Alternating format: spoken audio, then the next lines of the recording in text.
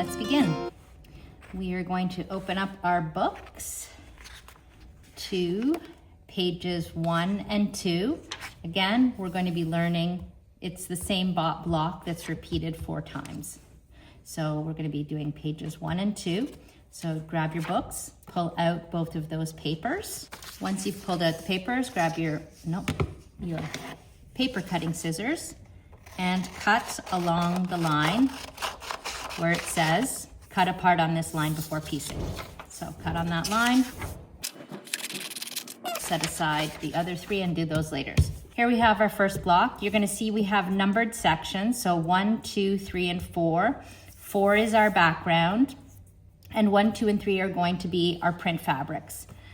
You're going to notice as well, oftentimes some of the spaces are slightly darker, and that's just to show you that if you do put a nice contrasting fabric in that space, you're going to see the patterns of each block come out. So you can see here. So if you want, your pattern to show and really pop, then you can put a contrasting or perhaps a darker fabric in there. So I've pulled out some scraps out of my bin. I'm gonna use the same fabric for section 1 and 3, like that. And then I'll use a little bit of a darker, but definitely contrasting fabric for space number 2. So my block's gonna look something like that. Now, when we're cutting our scraps or checking if our scraps will go in the position that you want them to go in, what you want to make sure is that your scrap covers at least 1/2 inch around where the line of that section is. Don't try and scrimp. I've been working on these blocks quite a bit, and I've tried a few times to scrimp, and what happens is your seam allowance isn't big enough, and then you end up having to rip out your piece. So you don't want to do that. So just make sure your piece, be generous with it, that it is fitting at least 1/2 inch around. Now what you can do is you put your fabric on top like this and flip it over. Now you're going to hold it up to the light and you'll be able to see your lines there, and this is more than big enough. So this is quite generous. That's fine. I'll try my number 2. That's fine. It's quite big. It's long and skinny, but again, I'm looking at it through there and it fits over that space quite nicely. We'll do the background afterwards. We're going to start with section number 1. Now how we do this is we flip around to the wrong side, and where section number 1 is, I'm going to place fabric number 1, I'm going to place it here, right side up. Again, making sure it covers over the space. We grab our flathead pin and pin this down in place. Okay, now I flip it over. I can see again, checking up to the light, make sure it's covering section number 1. It is, that's great. Now I'm going to go to the line that is between section 1 and 2. And here's where my little piece of cardboard comes into play. I place this cardboard right along the line between section 1 and 2, and then I fold it back. Okay, I'll open it up so you can see. So you see here, it folded it right against the line between 1 and 2, like so. Now we grab our add a quarter ruler. That little lip is gonna butt right up against your cardboard and your paper. Perfect. And this is what gives us our nice 1/4 inch seam allowance. Cut that. And there you have your 1/4 inch seam allowance. I'm gonna open it up, move our little cardboard out of the way, and now it's time to grab our fabric number 2, which is this. Then I'm gonna flip it over. Here we put right sides together because we're going to be sewing these 2 pieces together. So as with traditional piecing, right sides together, line this up right against the edge of my fabric number 1. And again, you want to make certain that when this flips over, once it's sewn, you want to make sure that it's going to cover your section number 2. And you can see it does. So again, put this up right against the line, right against the edge of our fabric number 1. I'm gonna grab another flathead pin and pin this down. Okay, flip that over. Now we're gonna bring this over to the sewing machine and we're going to stitch directly on top of the line between 1 and 2. Now before we start stitching, just a couple of things. Of course, you're gonna be using your regular piecing thread, so a 50 weight cotton, same thread, top and bobbin. And with our machine, we are going to set it to straight stitch. Wherever your machine sets at normally, for example, my machine here in straight stitch is at 2.5, I want to lower the stitch length. So I'm gonna lower my stitch length down to 1.4. Why am I doing this? Because we want the stitch to be really close together so that afterwards what it's going to do is it's essentially, because your stitch length is so close together, it's gonna perforate that paper so that it's really easy to tear out afterwards. And then the other thing, if you do have either an open toe foot or I have a clear foot here, you can pop that on. Just makes it a lot easier when you are trying to stitch directly on the line, if you can see through your foot. If you don't, that's fine, it's not necessary, but if you do have an open toe or a clear foot, you might wanna pop that on. So I'm gonna put my paper under the machine and we're gonna start stitching just a little bit before the line. And then when we go off to the end here, we'll do just a couple stitches afterwards. So here we go, put it down here. This foot's really nice as well because it's not only clear, but I also have a little arrow that shows me where the center needle position is, so that makes it so easy. It's fantastic. And just 1 or 2 stitches afterwards is fine. And it's as easy as that. Okay, so now that we've stitched on the line between 1 and 2, we're gonna flip it over, pull out our pins, and then we want to press this seam down. If you have a seam roller, go ahead, you can use a seam roller on there. I wouldn't use a presser, like the one that you drag across the seam. I don't really like those too much because they tend to stretch and distort the fabric, but a seam roller is great. If not, I'm going to use my iron. Just make certain that your iron has no liquid in it, okay? You want to make sure that when you are pressing these seams here, that it is completely dry because you're pressing on paper. So you don't want the paper to get wet. And let's go on to the next step. Okay, so the next step will be fabric number 3. And there's my fabric number 3. What we're going to do now is line that's between 2 and 3. We're going to take our cardboard, place it directly on that line, and press the paper back. Grab your add a quarter, butt the lip right against the edge of that cardboard, and then trim away the excess. And that leaves us with a perfect 1/4 inch seam allowance. Open it up, flip it over. I'm gonna pin this down because I don't want it shifting or moving when we're bringing this over to the machine. So let's pin this in place, like so. And then we grab our fabric number 3. Oh, right sides together, like so. And then again, I'm going to, no, okay? If I go like this, I can already see it's not gonna cover all of that triangle number 3. So place this right against the number 2 fabric line. And then again, I'm just going to fold this over. Yes, you can flip it over. You will see that it covers the number 3 section perfectly. So I know we're good. Let's put this down. Again, I'm going to pin it in place so that it doesn't shift when I bring it over to the machine.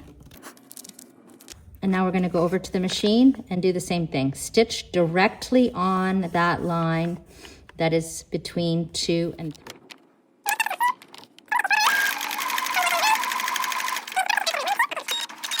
And there you go. We've stitched directly on the line. Okay, so now we've stitched directly on that line between 2 and 3. Let's remove our pins. And let's press this fabric down. Now it's time for number 4, our background. So what we're going to do now, we're going to be placing our number 4 fabric on here. Same as before, we're stitching between 3 and 4. We're gonna take our cardboard, place it directly on this whole line here, and very carefully fold this fabric back. Do it slowly, because it is a longer line, and because you have sometimes stitched a couple stitches beyond the line here, where the other pieces were pieced on, you're gonna need to just press that kind of back a wee bit with your fingernail. And that's okay. If this pulls out a bit, it's fine. But I do want to make sure that I'm folding directly on that line. Now we grab our butt it right up against the edge of that cardboard and trim away the excess. And just slide it up. Perfect. There you have your nice 1/4 inch seam allowance. Now what I'm going to do here, you can see here these pieces are kind of flopping all over the place, and I don't want them to do that when we're piecing our number 4 fabric. So I'm just gonna put a couple pins in place here, and now we're gonna grab our background fabric. Now that we're at the point to put on our background onto our block, read this portion here first. It's gonna explain to you about your background triangles, so give that a read, but I'm also going to show you. I'm not going to be cutting out all of my background fabrics in one go. I'm gonna do it as I work on each block, because I'm gonna be working through all of these scraps of solid whites and white on whites that I want to use for my background. So my backgrounds are going to vary, but I am going to show you with a very printed fabric. For your backgrounds, you're gonna choose either a solid or a solid reading type fabric that contrasts against your fabrics that you're using in your piecing. So I'm just using these just so that, because you can definitively on camera see a right and a wrong side to these.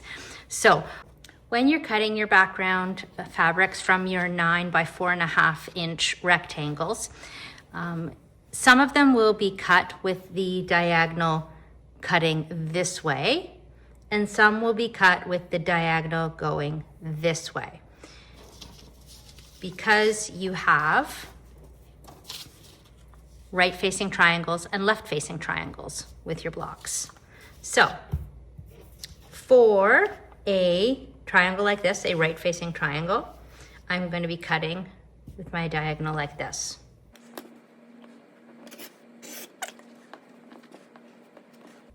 For our left-facing triangles, we'll be cutting with the diagonal in the opposite direction. You'll need 2 sets of backgrounds with your diagonal going this way, and 2 sets of backgrounds with the diagonal going this way. Now, how do we know we have the right one? So you're gonna see that the different diagonal cuts come into play when we go to put our background piece onto our block.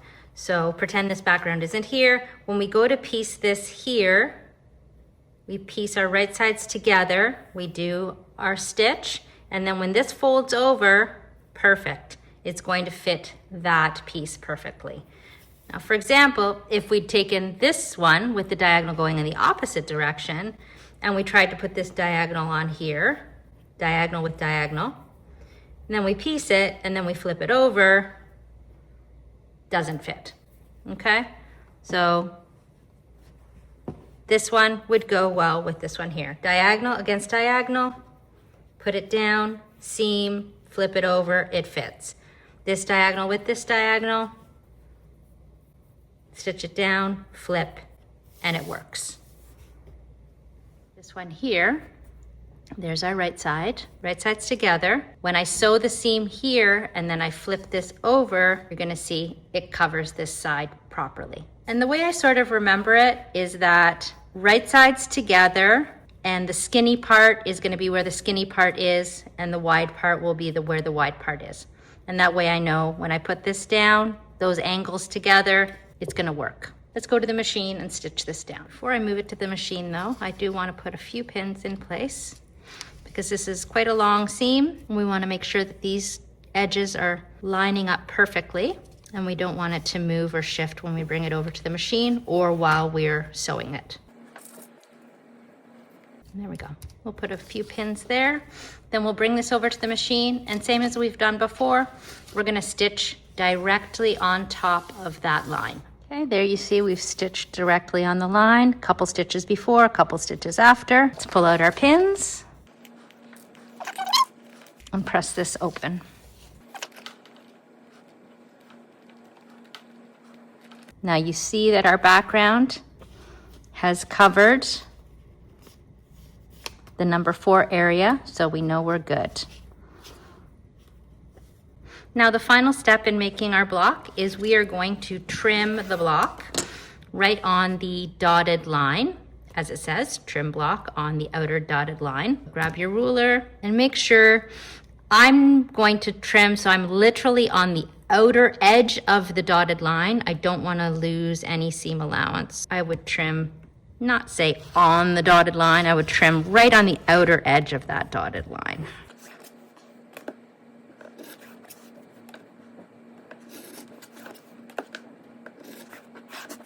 And there you have it. It's amazing. Okay, so now I'm going to continue. I'm going to grab my other 3 papers that are the same as this one here and finish off my other 3 blocks. Just so that you know, I'm going to keep my life simple, and I'm going to do all 4 of my blocks exactly the same, because I can't make that many decisions. It'll take me forever. But of course, you can do all of yours different if you want, or if you wanted, you could just do 2 of them the same. If you were going to do your layout with just triangles like this, you could just have 2 blocks that had the same fabrics and then do your other 2 blocks differently. If you do all 4 of them the same, it does give you in the end a little bit more flexibility with how you want your layout to be, because you can then create diamonds with the 4 blocks. So I'm not too sure how I want to finish mine up yet, so I'm just going to do all 4 of them the same and then decide on my layout afterwards.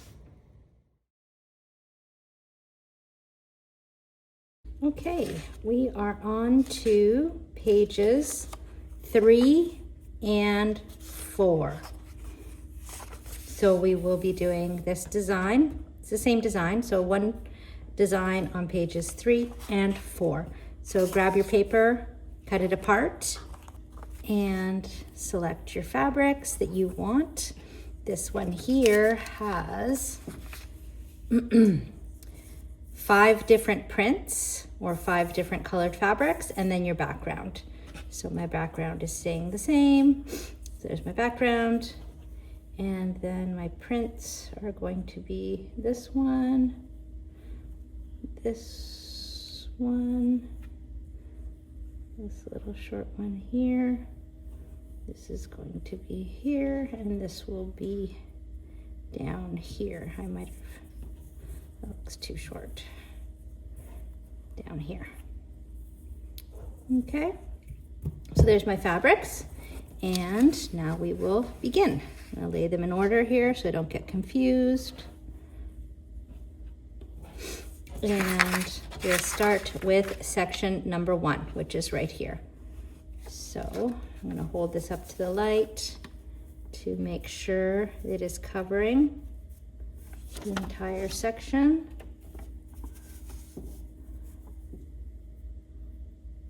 Okay, that looks good. I'm gonna put a pin here to hold it in place. There we go.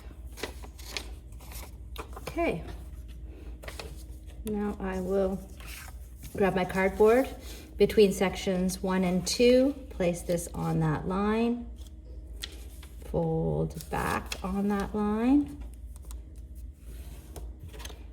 and add a quarter ruler.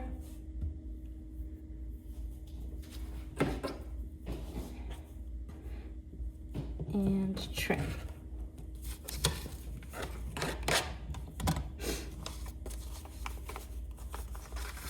Now we'll grab our fabric number 2, which is this one here. This piece, I don't need to hold it up against the light because you can see I've got a nice big piece there. I know it's gonna work. So line it up with your number 1 fabric. Grab a pin, put it in place, and bring this over to the machine and sew directly on the line between 1 and 2. So you can see we've sewn directly on that line. Now we're gonna remove the pins and press open our 1 and 2 fabrics. I'm just going to pin my number 2 fabric down because it's kind of big. I don't want it flopping around. So now we're going to grab our number 3 fabric. We're going to be sewing number 1 and 3 together. So grab your cardboard, go to the line, fold back, add a quarter, trim, grab your number 3 fabric, which is this one here, right sides together,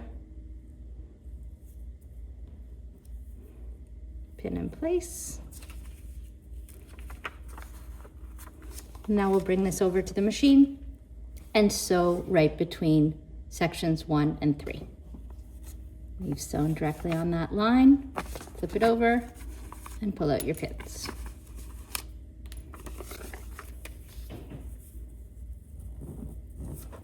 And now press down this seam. Okay, now that that's pressed down, we're going to flip over and see, here's number 4. So now we're going to grab our number 4 fabric, which is this one here. We're going to be sewing between 2 and 4.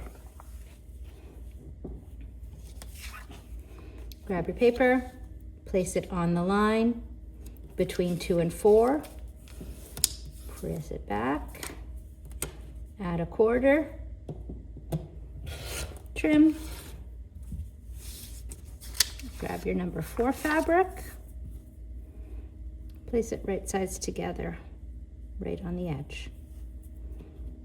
And grab a pin and pin that down. Now we'll bring it over to the machine and sew directly on the line between 2 and 4. Now we've sewn directly on that line. And flip it over, give it a little press down with my finger, and then press the seam down. Now it's time to do fabric number 5. So fabric number 5 is right between, we're going to place our cardboard right on the line between 3 and 5. Fold back the paper, add a quarter, and trim, flip it over, grab my number 5 fabric, and place it right sides together, like so. I grab a pin and pin that in place.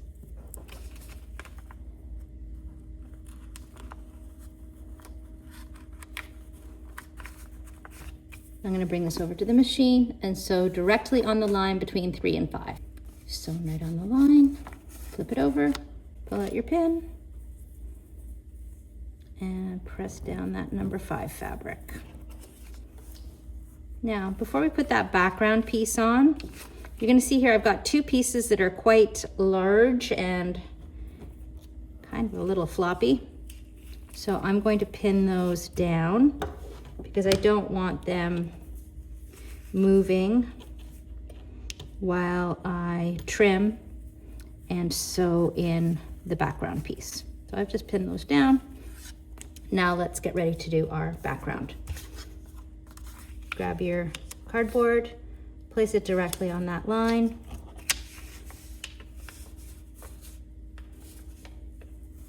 Fold it back.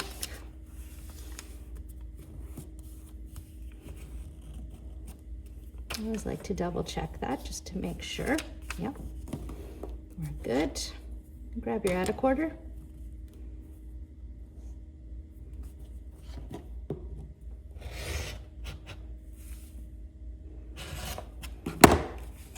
And trim. Beautiful. Now grab your background piece, make sure it's facing the right way. And then I always like to make sure that it's going to go directly to the edge so that it covers the complete seam allowance once it's on there, and then fold it back in that position.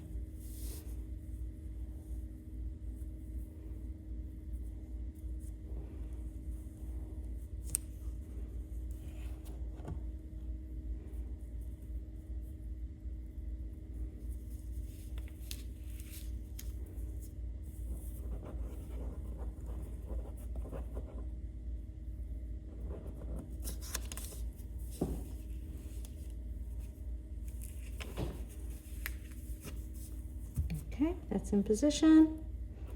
And now let's bring this over to the machine and sew directly on that diagonal line. And don't be an idiot and sew over your flathead pin. Good thing I started slow, because otherwise I could have knocked the alignment off on my machine, but time for a new needle. Okay, one of the pins is done because I sewed through it. But here we go. We have sewn directly on the diagonal line. And now we will press this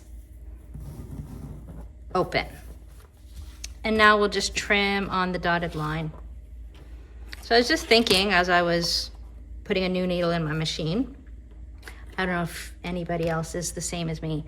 I don't really make silly mistakes like that unless, you know, right now I was trying to rush because I have something else to do and got to get to making dinner and one of my sons is coming home and all that jazz is going through your head. I'm not paying attention. So maybe in those kinds of instances where like I'm feeling tired or I'm not paying attention or whatever the case is, then I make silly mistakes. So you either just stop, come back to your sewing when you're not just trying to rush through it, and then you enjoy it more, you're not rushing, and you don't make silly mistakes like I just did. Let me just concentrate here so I don't make another one. There we go. Oops. There we go. Okay. All is good. Look at that. And there we go. So we've finished the design from page 3 and 4. And again, you can continue on and do the other 3 of your designs. And we'll meet you back here for the next 2 pages. Thanks so much. I hope you enjoyed these 2 designs. And we will see you back here next week for 2 more. Don't forget, if you've got any questions, please add them to the comment section below.